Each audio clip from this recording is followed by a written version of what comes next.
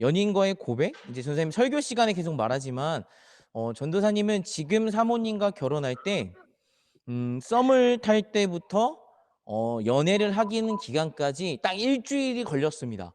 전도사님은 망설이지 않고 고백을 했는데요.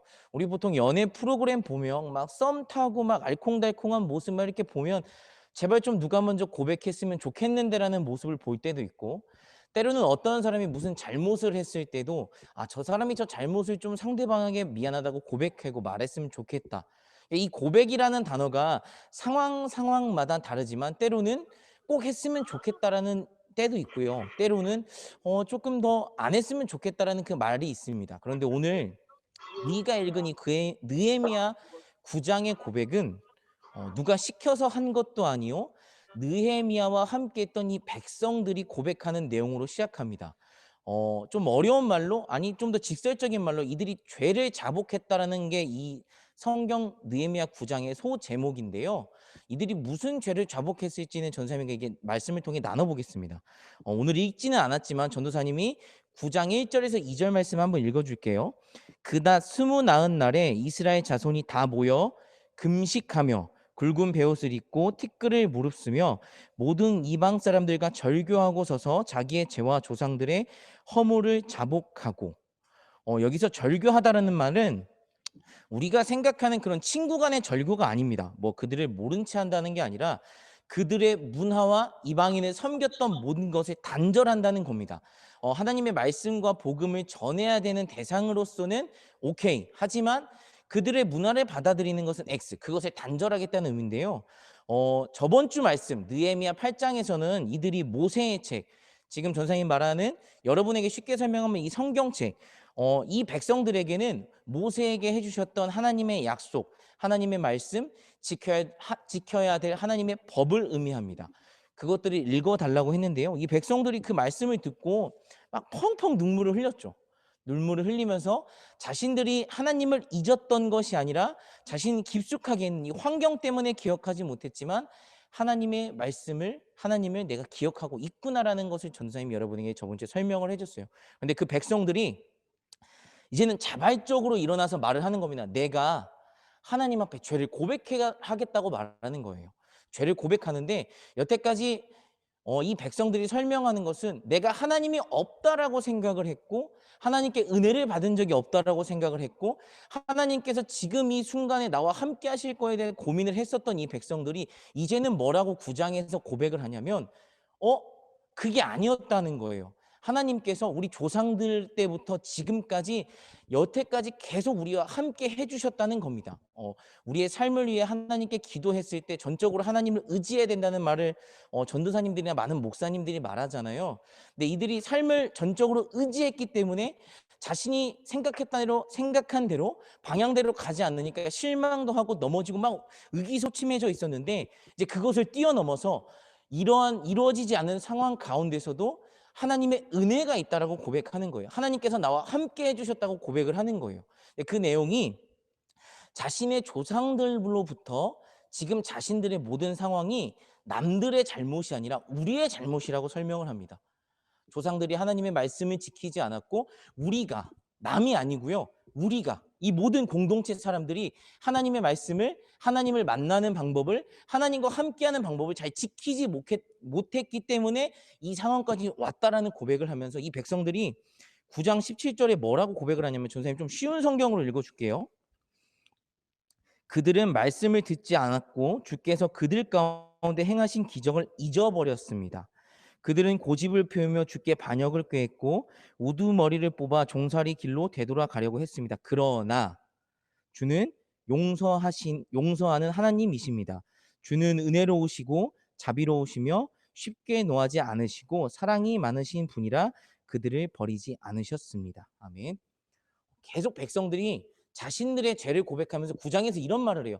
그럼에도 불구하고 하나님은 우리를 받아주셨어요. 그럼에도 불구하고 하나님은 우리를 용서해 주셨어요. 그럼에도 불구하고 하나님은 사랑해 주셨고, 그럼에도 불구하고 우리를 포기하지 않으셨습니다라고 말을 하면서 이들이 이 고백을 38장에 정확하게 종이에 기록을 해서 딱 봉인을 합니다. 왜 봉인을 했을까요? 바로 기억하기 위해서입니다.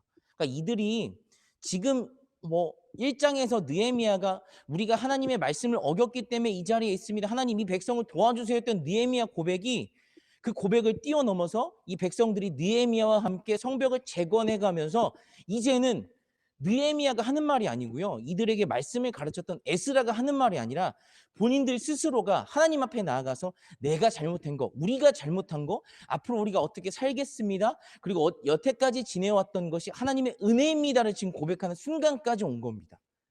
근데 전사님이 왜 이 말씀을 가지고 여러분과 나누냐면 지금 코로나 시기를 보내고 있는 우리, 그리고 우리의 삶의 모든 것이 우리의 뜻대로 풀리지 않을 때가 너무 많아요. 그러면 하나님이 나와 함께 하시지 않는다? 하나님의 은혜를 경험하기 어렵다? 하나님께서 과연 진짜 있는 것이라는 생각을 할 수밖에 없습니다. 전도사님도 그래요. 근데 지금도 항상 삶의 자리에 하나님이 함께 하시고 하나님의 은혜가 함께 하신다는 고백을 하지만 때로는 풀리지 않는 일들, 풀리지 않는 그 숙제들 때문에 전도사님 스스로가 말씀 가운데 살아야 된다고 하지만 전도사님도 하나님 진짜 저와 함께하고 계신 게 맞을까요? 왜 이런 일이 일어날까요? 라는 고백을 합니다. 근데 오늘 말씀을 통해서 보니 더 중요한 것은 리더 한 명으로 시작됐던 우리가 잘못했고 우리가 지키지 못했지만 그럼에도 하나님의 은혜가 우리와 함께 하기 때문에 이렇게 살아간다는 고백이 이제 이 유다 사람들 전체 공동체의 말씀이 흘러가고 있는 환경까지 왔습니다. 하나님께서 삶을 전적으로 책임져 주신다. 맞죠? 하지만 전적으로 책임져 주신다는 것이 이 유다 백성들을 통해서 보면 이들이 다시 성벽을 재건하고자 애썼던 그 삶을 살아감으로써 하나님께서 전적으로 책임져 주신다는 것이 무조건 힘들지 않는 것이 아니구나. 우리가 잘못한 일이 있고 우리가 우리의 삶을 살아내야 우리가 경험해야 이 삶의 가운데서 이 어려운 상황에서도 하나님의 은혜가 함께하고 이것이 하나님의 은혜임을 고백할 수 있구나라는 것을 오늘 말씀을 통해서 이 백성들이 보여주는 겁니다. 때로는 전도사님도 우리 친구들도 우리의 뜻대로 되지 않은 많은 일들 때문에 너무 힘들 때가 많습니다. 그러면 하나님을 믿는다는 것이 때로는 옆에 친구와 함께 하신다는 것이 무엇인가 그런 것들이 내 뜻대로 되지 않으면 없는 것과 같고 실망하고 넘어지고 쓰러지게 됩니다.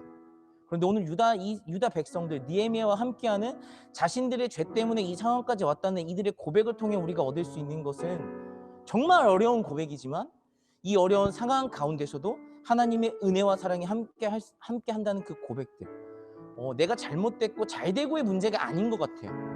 내가 최선을 다했던 이 삶을 살아가는 모든 상황 가운데 모든 환경 가운데 하나님이 함께하고 계시는구나.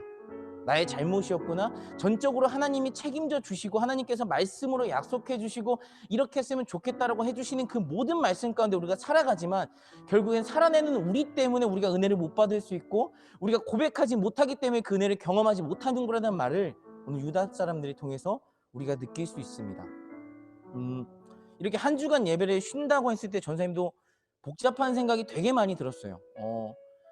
친구들이랑 예배 이렇게 70명, 80명 와서 함께 선생님들과 함께 예배 드리고 수련회도 하고 전사님 랩도 하고 선생님들 많은 레크레이션 준비했던 그 상황 가운데 너무 설레었고 너무 좋았는데 딱 그 상황이 되었을 때 전사님이 약간 하나님 이렇게 우리가 열심히 하나님을 믿고 하나님을 찬양하고 하나님께 나아가고자 했는데 이런 상황이 왜 발생했을까요? 라고 생각을 하니까 마치 은혜가 없는 것 같고 전사님 스스로가 너무 주눅이 드는 거예요. 그런데 이 말씀을 준비하다 보니까 이 상황 가운데서도 하나님의 은혜는 분명히 있습니다. 오늘 전사님 들어오기 전에 보니까 다른 때랑 좀 분위기가 다른 것 같아요. 전사님이 기억하기로는 줌 예배를 드린다고 했을 때 줌이 좀 어려워서 40명의 친구가 들어왔는데 어떠한 자극과 어떤 환경 때문인지 못 드리지만 여러분이 하나님의 은혜 가운데 그리고 저번 주에 함께하고 우리 공동체 오래 함께하면서 예배를 꼭 드리고 싶은 친구들이 더 들어와서 더 많은 친구들이 온 것 같아요.